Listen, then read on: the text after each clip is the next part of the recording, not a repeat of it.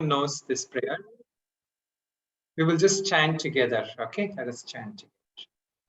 Om Sahana Vavatu Sahanau Bhunaktu Sahaviryam Karavavahai Tejasvinavaditamastu Mahavidvishavahay Om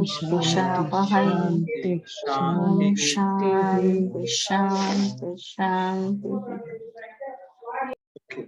So today we are doing the Vivekachudamani text. We did a little short introduction last class about Vivekachudamani, and for this class we will go in a little deeper into the actual thing. So let me maybe just quickly explain here. The prayer that we are doing here is called as Shanti Mantra, the first prayer which we just did. It is the Shanti Mantra. And as you can see on the screen, the meaning of this prayer is we are praying for both the student and the teacher. So here, what we are saying is Sahana Vavatu. May we both be protected. May God protect both of us, because the student has to be healthy in order to be able to study, right? And so also does the teacher has to be healthy. So we are saying, may God protect both of us, and may God also nourish both of us. So may we both be nourished. And then Sahaviryam Karavavahai. May we have that energy, the vitality, that strength, physical and mental strength to study. And Tejasvi Navaditamastu, meaning we should have that interest. We should have the keenness, the willingness to sit through and listen through to the whole session and absorb it, in our life. So Tejasvi Navaditamastu. Ma Vidvishavahai. So there are always going to be some differences, some opinions, some judgments, which we all are going to have every now and then. But that should not stop us in the way of cooperating with each other, having that sincere interest that we are here together to learn together. Not so much focus on personality traits, not so much get bogged down with certain things, strengths or weaknesses or anything like that. So then Om Shanti, Shanti, Shanti. The three Shantis we say is called the Tapatraya, the three tapas, which I will explain in another class. Adi Devika, Adi Bautika, and Adhyatmika, three tapas. So the Shanti Mantra, through the Shanti Mantra, we are asking for pacification of all these three obstacles that might come in our path of study, in our path of learning the scriptures. Okay, so now I already talked about this a little bit in the last class, and I will explain a little bit today. So this text which we're going to study is called as Vivekachudamani.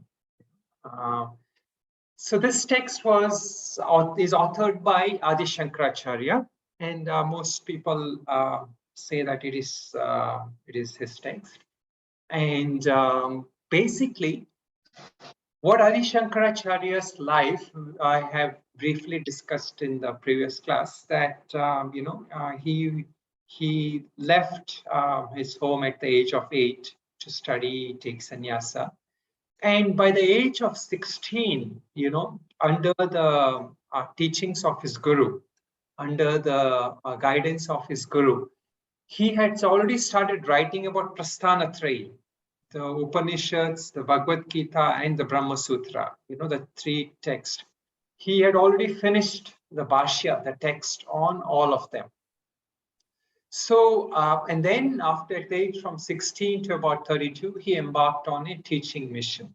So, all this that we are reading now is actually things that he had already written at a very young age, at the age of 16. But he had the immense depth of what he has written, based on a lot of analysis of life, of how a person lives. It's almost impossible for somebody at the age of 16 to be able to have that kind of insight.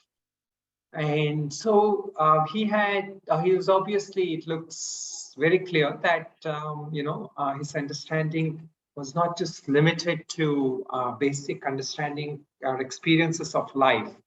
He had a very higher vision, a much deeper insight into life and beyond.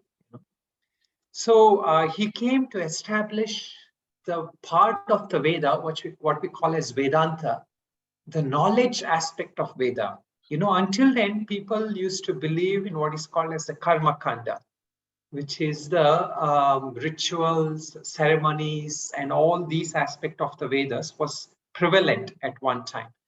But when he came on, this aspect of the Vedas called as Gnana Kanda, knowledge, the knowledge aspect, the truth aspect of Vedas, became more. That was his mission, to show that the real essence of Vedas is Vedanta, the real teachings, or the teachings that frees us from all human suffering and gives us that moksha, or that liberation in life, freedom, eternal freedom, liberation that comes through gnana, through wisdom, through knowledge. So this is the Vedanta teachings that he propagated, and so now today we're talking about this text called Vivekachudamani. So here, Vivekachudamani text, it's we can take it as a kind of like a prakarana grantha, which means an introductory text, or a text that gives you the different aspects of Vedanta. But it is also it also covers almost every aspect of Vedanta. So a lot of teachers, who have not really want to spend their time studying all the scriptures, what they have done is they have gone through Vivekachudamani. So even, for example, it is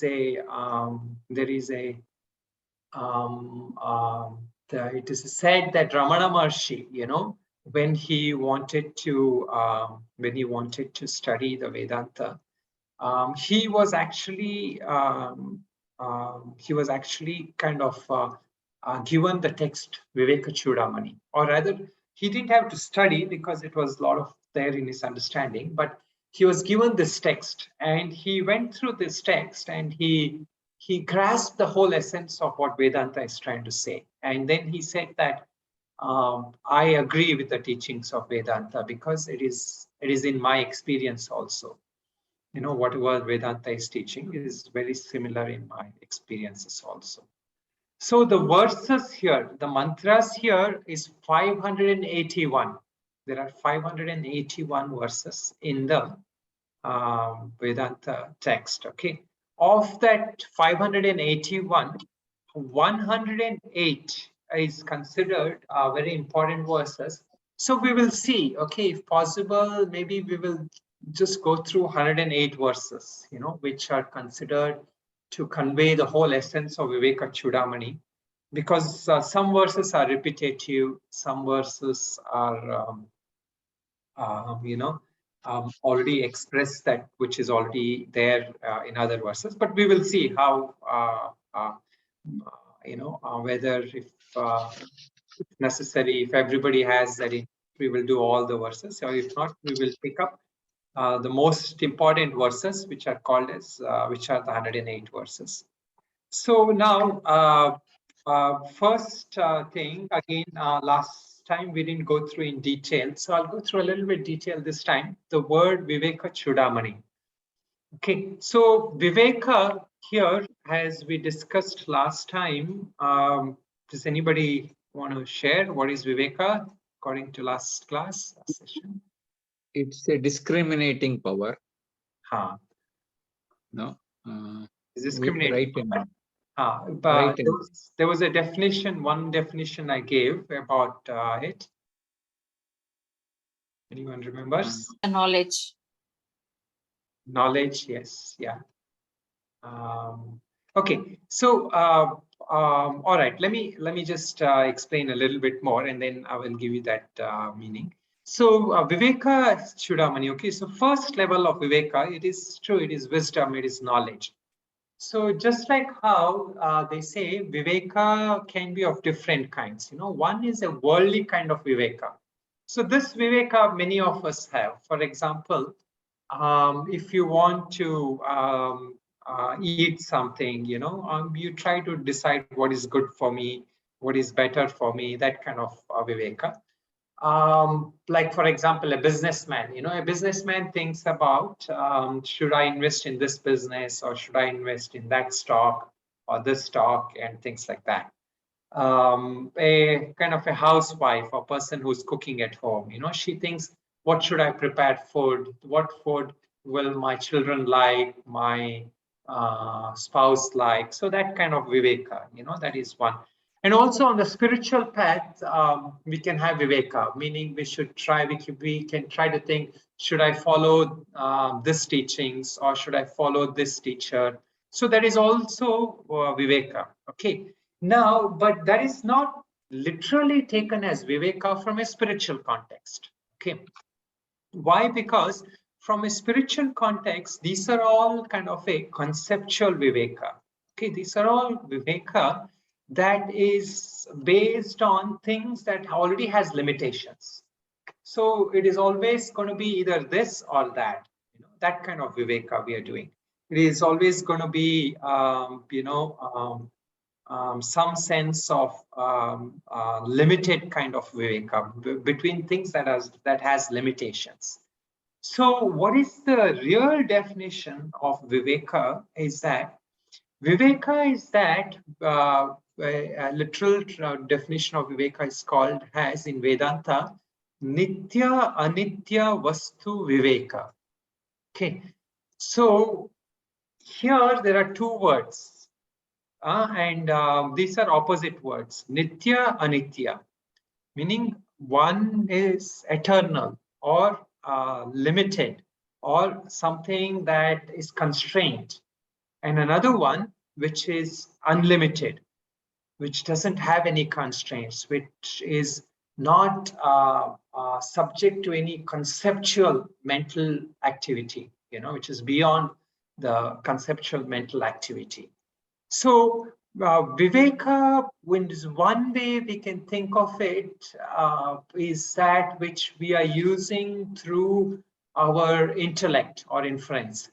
But in order to be really able to do this kind of Viveka, it is not possible to really do just merely on human intellect. So here is where, sometimes we kind of say as a lot of words, in Bhagavad Gita also described as Jnana Chakshu, or insight or intuition, and all that words, which we are using, because this thing that we are trying to understand, that through Viveka, what we are trying to understand is that which cannot be known through senses. And it is aprameya, which we will come to it very soon in the first, this one. It is not something that can be known through our conceptual understanding. It is not something that can be understood merely through our senses or intellect. So it requires a different kind of pramana. Okay, it requires the pramana of the Vedanta, but it also goes beyond that. Okay, so that is why this knowledge, it is not about the light and darkness kind of thing as we know it. It is even beyond light and darkness, that kind of Viveka. I gave this example last time, and that is why they say the people who truly have Viveka are called as Paramahamsa. Here again, reference I made to Hansa. They say that there are some kinds of swans, maybe in olden times, some swans which had the ability to separate out milk from water. They were able to extract out the milk from water. So like that, that kind of very sharp, very subtle intellect you need. So very fine-tuned intellect. And that comes to somebody who has Chitta Shuddhi. Chitta Shuddhi meaning somebody who has a pure intellect, who has a pure mind, whose mind is not defiled by all worldly kind of thinking, which also comes through taking to one of the sadhanas, such as Bhakti Yoga, Raja Yoga, or which is also Dhyana Yoga, or Karma Yoga, or through some of the yogas, he has purified his intellect and he's able to now grasp this wisdom. He's able to understand this wisdom. Okay. So this is Viveka. Now let us talk about the second word here, Chudamani. Chudamani is actually, it's again not something that we know of in today's world. Chudamani is a very, it's a word that is used for very fine kind of knowledge. Chudamani refers physically to the jewel that is there, then the crown, of the kings. They would have one jewel, crest jewel, as they say, Chudamani. And women also wear that, used to wear that. So those of you who are used to watching the old Mahabharata series or the Ramayana series, you see like Sita and all, when she's the queen, she has that like the jewel there, the crest jewel. So that is the crest jewel. So now what is actually saying is Viveka Chudamani. So Viveka meaning discrimination, meaning discernment, is the highest form of sadhana, of all sadhanas. That is what he's saying here when he says Vivekachudamani. This Viveka, this ability to discern, is the highest level for a sadhaka. For somebody who is interested to know the final truth, somebody who wants to be free from all the sufferings of life, somebody who wants to know the ultimate truth of life. For that person, this Viveka is the crest jewel. This Viveka is the highest of the sadhana. It is the most, because when you look at the king, that jewel kind of stands out. Of all the ornaments that the king is wearing, of the crown and all other ornaments that the king may have, that jewel stands out. So that is what is meant by Vivekachudamani. So now this seems like, for if we are more inclined towards bhakti, if you're more inclined towards karma, then is the Acharya here telling us that all those sadhanas are not valid at all? Is he implying here that I should take Gnana Marga? So in one way, from a very literal translation of it, it seems like that. Okay, but a more deeper translation of this is, he says that, see, all those sadhanas are helpful. Whatever sadhanas we're doing is helpful. But the final liberation, the final insight into life, it is actually wisdom. Because what has kept us bound in this samsara is ignorance. Okay, meaning, like, why are we stuck in this samsara, in this cycle of birth and death? This almost all philosophies of India, all the darshanas of India, except that we are stuck in the samsara because we are caught in ignorance. So it's very obvious then, what will free us from ignorance? Wisdom, knowledge. Knowledge is what will free us from wisdom. So it is possible that somebody who has done Bhakti Marga, somebody who has done Raja Yoga or Karma Yoga, for them, a little bit of this wisdom, and then they will find the truth. They will find liberation. They will find moksha. But maybe for somebody who's not prepared, maybe, for most of us, to some extent, maybe we need to study, we need to dwell, we need to also do sadhana, we need to work on kind of all fronts, that way we have both the wisdom and the sadhana, the practice, the two limbs, it is generally said. One is sadhana and the other is knowledge. So we need both. So that is one way to look at it. Okay, so today I want to start the text. We are a little delayed, so I will go a little over, about 10 minutes or so here. It's okay with those of you. I want to do the Mangalacharanam, what is called as the Mangalacharanam. Okay, I will at least start the Mangalacharanam. So every text has one verse, usually the first verse, which is called as Mangalacharanam, in Vedanta especially. Okay. So the word literally Mangalacharanam means Mangala Acharanam. Acharanam means conduct, behavior, and invocation, you can say. Mangala means auspicious, a good, a good start. So here, Mangalacharanam you can take as auspicious conduct. So through this prayer, by invoking this prayer, may we have the auspicious conduct in our life and in being able to go through with this teaching.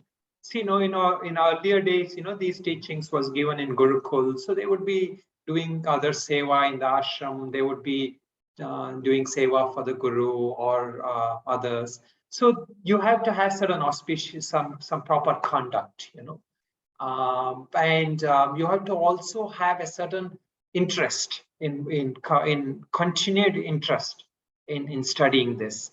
And you will see very clearly, like we are going to be studying so many verses, whether it's 108 or 581 verses. That's ability to sustain that interest, it takes quite a bit of effort in itself. So that, in order to do that, we invoke to the Guru, we invoke to God, and that may we have an auspicious beginning, may we have an auspicious continuing of being able to complete this text. So now I will share with you the Mangalacharanam prayer. Okay, and so if possible, you all can repeat with after me this prayer. Let me see, I'm going to share the screen. Okay. Okay. So you're able to see this prayer, right, everybody? Okay. So now this prayer is good to remember, and if possible, we should chant in every class. So this is a tradition in Vedanta, in our most Vedantic classes, we chant the Mangalacharanam text. For that one text which we are doing, we chant the Mangalacharanam of that specific text, okay? So if you can, you all join me. I will say quarter, each quarter I will break, and then you can repeat after me each quarter, okay? So that quarter may not exactly stop where the text might come. So there will be what is called as a sandhi that happens in Sanskrit. But you can look at that English and see where I stop, and from there, next, it will continue from there, okay? So I'll just say, you can repeat after me. Sarva Vedanta Siddhanta. Sarva Vedanta Siddhanta. Gocharam Tamagocharam. Gocharam Tamagocharam. Vedanta Siddhanta.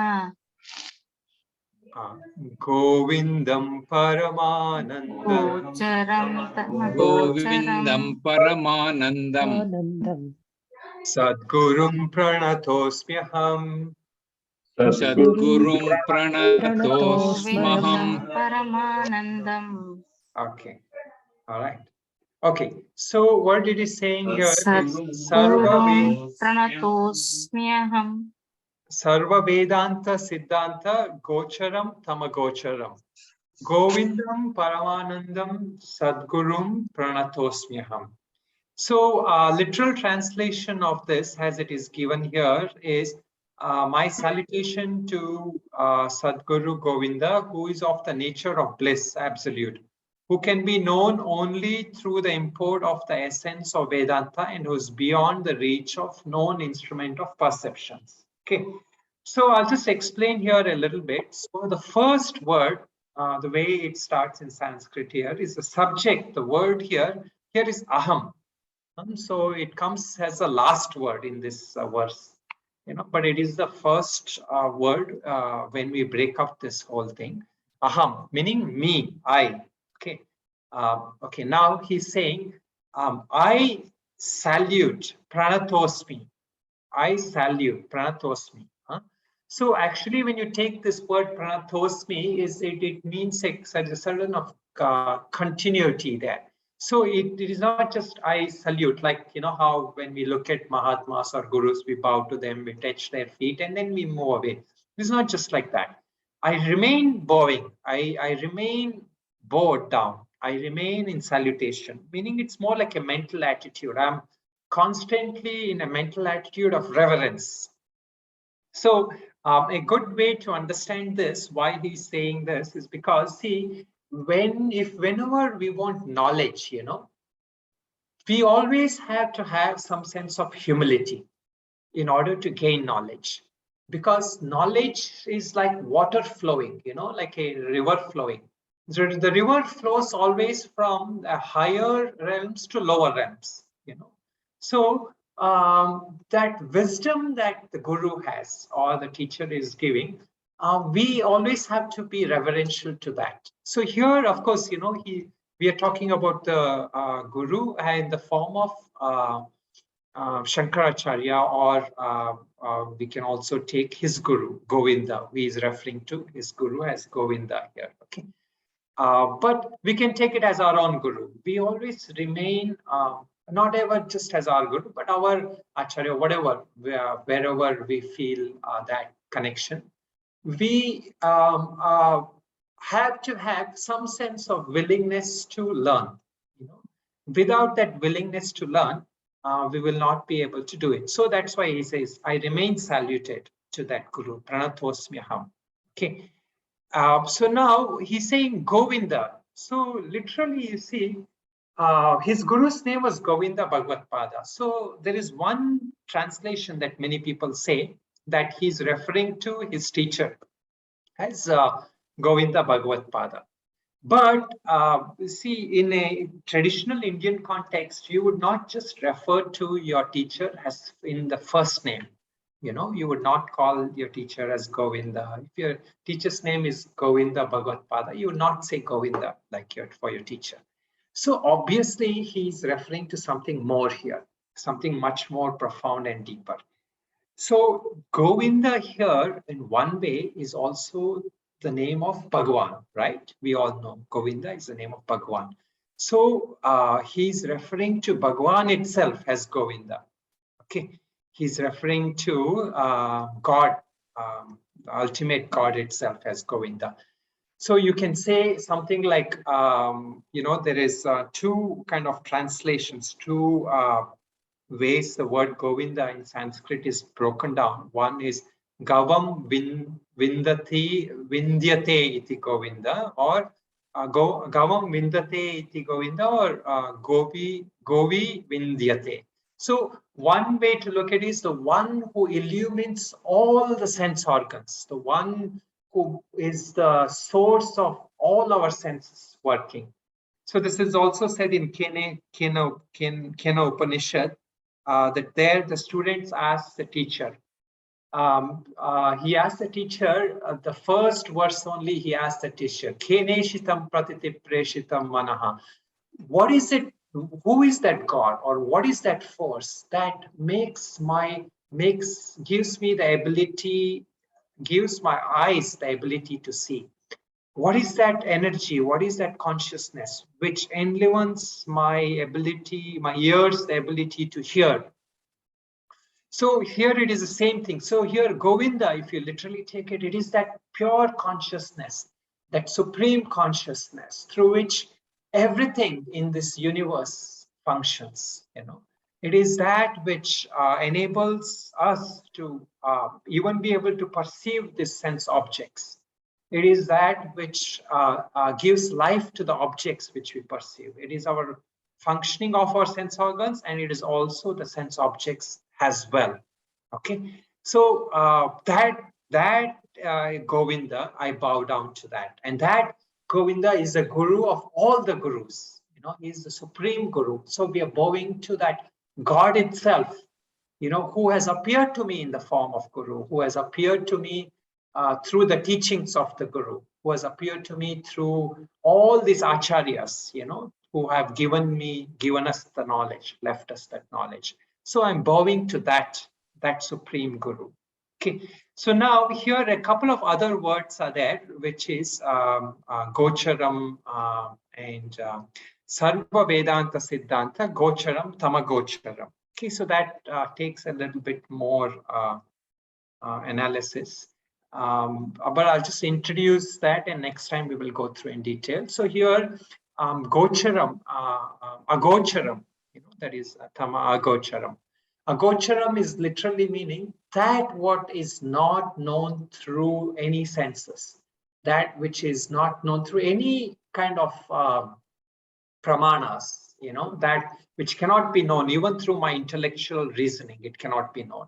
So that highest truth or the highest God, that the divine itself, which cannot be known through that. And that is indicated or pointed to through all the Vedanta teachings. The essence of all the Vedanta teachings point to that supreme reality, to that ultimate God, to that ultimate truth, which can be indicated only, but not exactly known through language, through words, or through any other intellectual analysis, but which is beyond all this. So that ability, to gain this knowledge, that which is beyond the reach of all these known instruments of perception as it is given. So that my guru, the essence of my guru or my teacher, it can be known only through that. So, and what is the nature of this guru? This nature of this guru is supreme bliss. See, in one way, a lot of times, in many aspects of this Vedanta teachings, he will keep saying, that I have come here, the student says, I have come to you, O Guru, because my life is in suffering, I'm suffering in life. He uses like very poetic language, how I'm suffering in life kind of thing, to illustrate how the nature of samsara is suffering. But yet at the same time, it is only one aspect of the truth. Another aspect of the truth is there is paramananda, bliss, So this is what he is indicating here. The reason why we embark on sadhana, why we want the highest knowledge, is because it will bring end not just to suffering, but it will also give us this highest joy, that highest bliss. So this, this pursuit of happiness that all of us are engaged in the world, it is always going to be anitya. It is always going to be temporary. It is always going to be limited. But the pursuit of the highest happiness is that Viveka, what we said as Nitya, Anitya Vastu Viveka. When we gain that Nitya Vastu, that eternal Vastu, it is of the nature of Paramananda. It is of the nature of complete happiness. So this is the teachings. This is where the teachings are taking us. So for today, we will just leave it at this.